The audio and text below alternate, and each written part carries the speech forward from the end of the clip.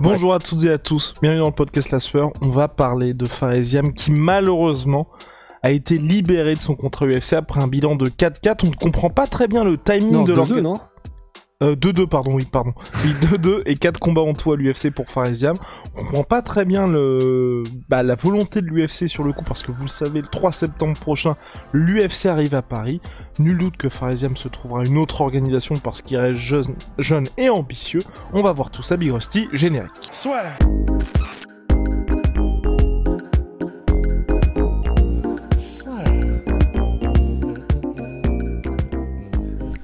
Entre dans l'octogone avec Unibet.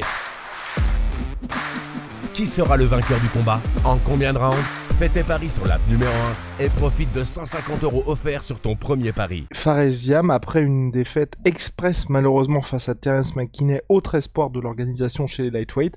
Donc là voilà, il est libéré de son contrat UFC, le Frenchie, et on s'interroge un petit peu avec Russ parce que bon, c'est vrai que là l'UFC ils avaient quelqu'un qui était jeune, qui avait un bilan qui était à l'équilibre dans l'organisation, qui avait perdu son dernier combat d'une manière certes extrêmement rapide et aussi décevante peut-être au regard de ce qu'on attendait du combat, mais face à un prospect qui s'appelle Terence McKinney, et là malheureusement pour lui, alors qu'il semblait être sur une nouvelle dynamique puisque s'entraînant pleinement à Sanford MMA, ayant changé d'agence de management puisqu'il a signé avec Dominance MMA, là maintenant il est libre de signer là où il le souhaite. Bah, en fait, c'est vrai qu'il y a plusieurs choses à dire, des bonnes et forcément des un peu moins, mais parmi les bonnes, déjà on peut le dire direct, tu l'as dit, il est jeune, il a 25 ans. Maintenant, ce qui est bien, c'est qu'avec les histoires comme Brandon Moreno, des histoires comme Robbie Lawler, des histoires en fait qui sont donc devenus champions tous les deux, parce qu'il y en a plein d'autres qui ont été libérés de l'organisation et qui sont revenus. Là, c'est des exemples qu'on utilise parce qu'ils sont devenus champions. On ne sait pas ce que l'avenir réserve à Fares, mais le fait d'être, entre guillemets, viré de l'UFC, comme il est très jeune, c'est pas forcément... terrible et alarmant, quoi, parce qu'il peut se refaire les dents sur des circuits, sur des autres circuits, et revenir ensuite une fois qu'il se sera un peu plus développé, une fois qu'il est même pas encore dans son pic physique athlétique, quoi. Donc ça, c'est pas forcément très grave. C'est vrai que ce qui est étonnant, c'est que comme il était maintenant dans un management, et probablement qu'il l'a fait pour ça aussi, qui est celui de Ali Abdelaziz de Dominance MMA, qui était donc entre guillemets un management pour les fighters de l'UFC de premier plan, parce qu'on sait qu'Ali Abdelaziz, c'est presque un contre-pouvoir en fait à l'UFC, tellement il a des combattants, des champions de très très haut profil. Il est allé à Sanford MMA, comme tu l'as dit, qui est un énorme gym aux States. Donc en fait, vraiment, c'est vrai que ça tombe très bizarrement, parce qu'il avait tout mis en place clairement pour se mettre, entre guillemets, pour mettre les petits plats dans les grands et s'assurer qu'il est dans les plus grosses écuries à tous les niveaux. Et là, le fait qu'il soit entre guillemets licencié, non même pas entre guillemets, mais qu'il soit licencié à quelques mois de l'UFC Paris, c'est vrai que il y a un goût amer qui reste. Après, voilà, pour la raison pour laquelle il est licencié, je pense que c'est pour ne pas y aller par quatre chemins. L'UFC a dû se dire, bon, certes, il est jeune, certes, il est extrêmement talentueux, mais comme ces victoires, c'était des décisions sur lesquelles les derniers rounds c'était un peu plus tendu, qu'il n'a pas eu de finish à l'UFC, que son dernier combat, il l'a perdu face à un autre prospect et de manière spectaculaire, ils ont dû se dire, bon, en attendant qu'il mûrisse plus, comme pour l'instant, il n'apporte peut-être pas forcément le spectacle encore, on va le libérer et on le reverra peut-être un peu plus tard. Je pense que c'est tout simplement le calcul de l'UFC. Là où effectivement, je ne sais pas ce que tu en penses et ce que vous en pensez, mais là où ça m'étonne, c'est que même si ce raisonnement-là, il a peut-être du sens effectivement, mais faire ça maintenant alors que l'UFC Paris arrive, là par contre, c'est vrai qu'on a un peu plus de mal à comprendre le pourquoi du comment. Oui, c'est ce que je trouve aussi d'assez bizarre de la part de l'UFC, sachant d'ailleurs que Luigi Vendramini, l'ancien adversaire de Faresiam, a lui aussi été libéré de son contrat UFC. C'est surtout, moi, au niveau du timing que ça m'étonne, parce que c'est vrai que Faresiam a eu des résultats en dents de scie à l'UFC. Il commence avec une défaite, ensuite il enchaîne ses 2 victoires par décision. en short notice aussi pour son arrivée. Et ensuite, il y a cette défaite face à Terence McKinney aussi dans des conditions particulières. Et c'est vrai aussi que pour Farezia, moi, depuis le début, de toute façon, j'ai pas très bien compris la situation de l'UFC vis-à-vis de lui, parce que c'est vrai qu'il combattait une fois par an quasiment. Donc il n'y avait pas vraiment, malgré son jeune âge, tu vois, une stratégie de la part de l'UFC de se dire, bah bon, on va l'aider à monter un petit peu, à faire en sorte qu'à la manière d'un Nassourdine Imavov, de Cyril Gane, même si des degrés différents, on va dire, de succès, mais vraiment cette volonté, ou même Manon Fiorot, de dire, bon bah ok, on va banquer sur ces athlètes-là pour préparer le terrain pour un UFC en France. C'est vrai que pour Faresiam, j'avais jamais trouvé, soit peut-être de sa faute aussi, parce qu'il était peut-être pas prêt pour revenir à chaque fois, mais qu'il a pas eu le même traitement de la part de l'UFC pour dire, bah on va essayer de faire en sorte, ou même avec Alan qui est aussi actif à l'UFC, de faire en sorte que lui il ait pas mal de combats pour qu'ensuite, quand il y ait l'UFC Paris qui soit officialisé, bah on ait des noms qui soient clairement reconnaissables. Et bien évidemment, j'exclus Benoît Saint-Denis de cette discussion-là, parce que il arrive en short notice, vous avez tous vu la guerre qu'il y a eu, forcément après un combat comme ça, il faut beaucoup de mois pour récupérer, puis ensuite pour revenir. Là il revient en juin, je pense qu'il y a personne qui va blâmer l'UFC pour dire, bah vous avez pris trop de temps pour faire revenir Benoît Saint-Denis. Il change de catégorie puisqu'il descend chez les lightweight. En plus, après le combat qu'il y a eu, il fallait du temps pour être prêt et puis pour surtout avoir une première belle victoire à l'UFC pour Benoît Saint-Denis. Donc voilà, donc en tout cas pour revenir au cas Faresiam, moi je comprends pas du tout le timing, parce que c'est vrai que, quitte à se dire, bon bah ok, il y a eu cette défaite contre Terence McKinney, là c'est compliqué après ça, tu vois, de repartir sur une hype, ou en tout cas, tu sais, il faut peut-être 2-3 combats pour se refaire un petit peu, mais au moins à Paris, tu vois, tu peux le mettre dans un combat assez favorable, ou en tout cas excitant, pourquoi pas, contre Paddy Pimblett, puisque Paddy Pimblett revient le 23 juillet. On avait parlé de pourquoi pas Benoît Saint-Denis, mais c'est vrai que Faresiam, ça peut être intéressant aussi parce qu'il est aussi en lightweight, et pourquoi pas aussi un combat franco-français, Faresiam, Benoît Saint-Denis. Enfin, tu vois, tu peux faire des choses avec un Français qui sont forcément beaucoup plus excitants que si tu fais venir un autre combattant. Et quand je dis plus excitant, c'est en plus pour l'UFC en termes financiers, parce qu'on sait que c'est très important pour eux, bah ils vont pas prendre trop de risques à faire un Benoît Saint-Denis contre Faresiam. Économiquement, ça va pas leur coûter des masses, mais par contre, ils savent, enfin, en tout cas, peut-être qu'ils ne... Enfin, bref, je pense qu'ils savent, mais que s'ils avaient fait un combat comme ça à Paris, bah, tous les gens auraient été un petit peu hypés, et ce combat-là a pas besoin non plus d'être en main card on va dire pour les États-Unis, pour d'autres territoires, mais en France, vous mettez même ça en prélim, les gens vont venir dès les prélims pour voir ce combat-là, tu vois. Donc c'est pour ça que le timing, je trouve ça assez étonnant. J'ai pas vraiment de... Il n'y a pas vraiment d'explication à ça, c'est pas non plus comme s'il était sur une mauvaise... Enfin, très bizarre, très bizarre.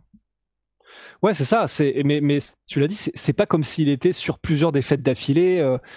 Terence McKinney, bon bah c'était pas le premier Fares à se faire terminer au premier round. Tout le monde se faisait terminer au premier round par Terence McKinney. Et les deux combats avant, c'était deux victoires. Et certes, ça a été plus compliqué vers la fin du combat, mais avant ça, clairement, Fares a montré qu'il avait un niveau qui était celui de l'UFC, tout simplement, parce que donc il battait, il dominait. Il a dominé et il a gagné contre des gars de l'UFC, tout simplement. Mais on va voir. En fait, maintenant, de toute façon que c'est fait, et comme tu as fait la synthèse, c'est vrai que je suis simplement curieux de voir où il va aller et comment est-ce qu'il va continuer de construire, sachant que... Bon, déjà, il aura probablement les faveurs des autres plus grosses organisations, parce que de toute façon, maintenant, qui que ce soit qui passe par l'UFC, maintenant, il a l'étiquette de vétéran de l'UFC, de gars qui a même eu des victoires à l'UFC. Donc, et ça, tout le monde se l'arrache. Hein, les promoteurs le disent de toute façon. À partir du moment où tu as cette étiquette-là, on peut t'utiliser entre guillemets pour te mettre des jeunes, on peut dire j'ai un ancien de l'UFC sur la carte, et comme ça même les gens qui viennent, même si je dis pas que c'est là où va aller Fares du tout, mais même si c'est un show régional ou un truc comme ça, tu peux utiliser les 3 lettres UFC pour dire ce combattant là il a affronté machin. C'est extrêmement valorisable. Donc il manquera pas de propositions Fares. Maintenant le plus important c'est effectivement de voir pour lui comment est-ce qu'il va se reconstruire pour revenir ensuite à l'UFC, si c'est ce qu'il veut faire, tu vois. Mais je pense que oui. Mais voilà, est-ce qu'il va aller au Bellator? Est-ce qu'il va aller peut-être au PFL? Il aura des ponts d'or probablement aussi pour là-bas. Arès, ce serait ouf. Mais moi, personnellement, je sais pas si ça va être possible financièrement, parce que c'est vrai que là, avec les salaires qui touchaient, ce qui touchait à l'UFC, je pense que c'est peut-être un peu cher pour Arès Fighting Championship, mais je pense que ce serait intéressant pour lui que ce soit Ares ou en tout cas une organisation européenne qui aille en France, parce que c'est peut-être ça aussi qui a, qui a été en la défaveur de Faresiam, c'est qu'il a un déficit, à mon sens, d'image. Et que certes, pour nous qui suivons le MMA et l'UFC, on sait que Faresiam est français, on sait que c'était un des talents de l'UFC en France, mais c'est vrai qu'il n'avait pas ce côté je regroupe tout un public comme peut avoir, même s'ils sont dans des sphères différentes, un Morgan Charrière, Ramzan Jambiev ou d'autres athlètes qui aujourd'hui, ou même Saladin Parnasse qui est bien plus avancé dans sa carrière que Ramzan, mais en tout cas quelqu'un qui, on sait que bah, tu fais ta carte UFC Paris, tu sais que si tu signes Morgan, bah, t'as déjà peut-être 5000, 7000 places qui sont vendues.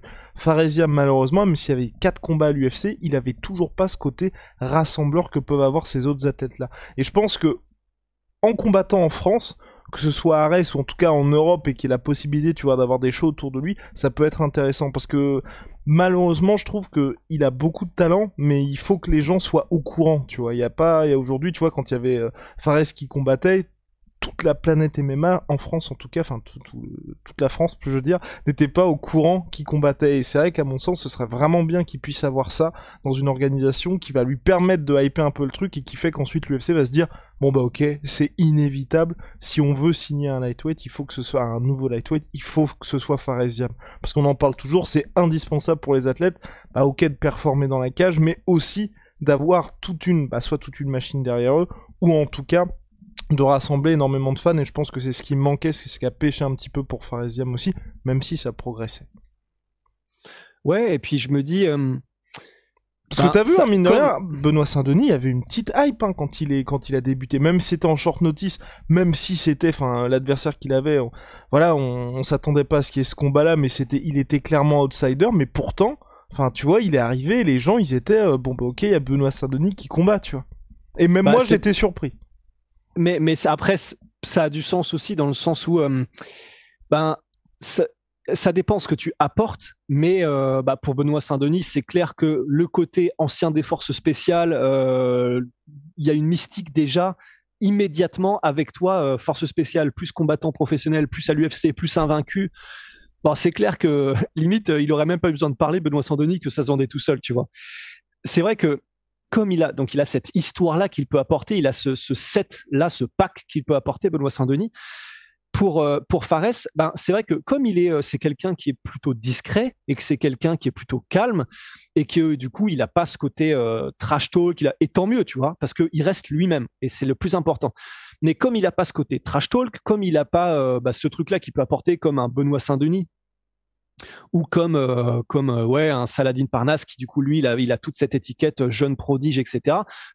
C'est aussi un Faresiam, 25 ans on l'a dit, c'est un des plus talentueux qu'on ait en France, mais tu vois il n'y a pas cette histoire là qu'on peut développer autant, et du coup c'est pour ça que à la limite je me dis dans cette optique là d'avoir entre guillemets un angle d'attaque qui fait que tu peux te vendre beaucoup plus facilement, finalement c'est peut-être pas plus mal, parce que si à l'UFC, c'était un peu plus compliqué d'obtenir des finitions spectaculaires, de se développer.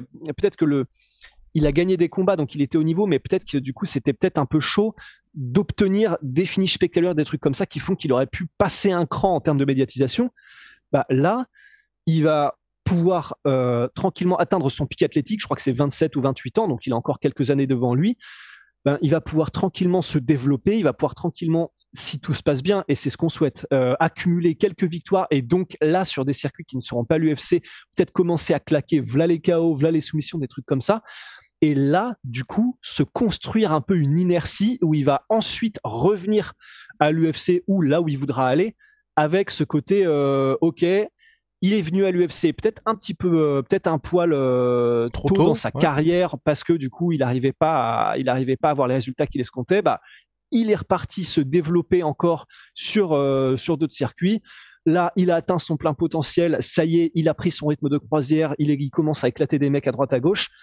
Là, je pense que du coup, il y aura un petit peu il y aura un plus gros moteur sur le bateau médiatique, tu vois. Et ben voilà. Et ce sera le mot de la fin, Big Rusty. Mais en tout cas, moi, quoi qu'il arrive, j'ai envie que Fares, peu importe l'organisation dans laquelle il signe, et c'était plutôt ça que je voulais dire lors de mon intervention précédente, c'est que je veux qu'il soit au centre, au cœur de cette organisation-là, et que pas forcément que les événements soient faits autour de lui, mais en tout cas que ce soit un visage important de cette organisation-là. Parce que je pense que s'il signe, tu vois, au PFL, au Bellator, ou enfin, peu importe l'organisation, mais que c'est un combattant parmi tant d'autres, je pense qu'il pourrait passer à côté de quelque chose et qu'il n'y ait pas un développement qui soit graduel et qui lui permette ensuite, quand il aura 28 piges, bah, d'être dans son prime et d'être à son top niveau. Donc voilà, vous le savez, shout out à ma Sweet Pea, Sweet Protein, moins 38% sur tout My Protein avec le code la sueur. Venom, sponsor de l'UFC, sponsor de la sueur, Big Rusty. Et puis pour nos savons, c'est honai.fr. Voilà, et ils sont toujours là. Still ballin'. Allez, see you, Big Rusty.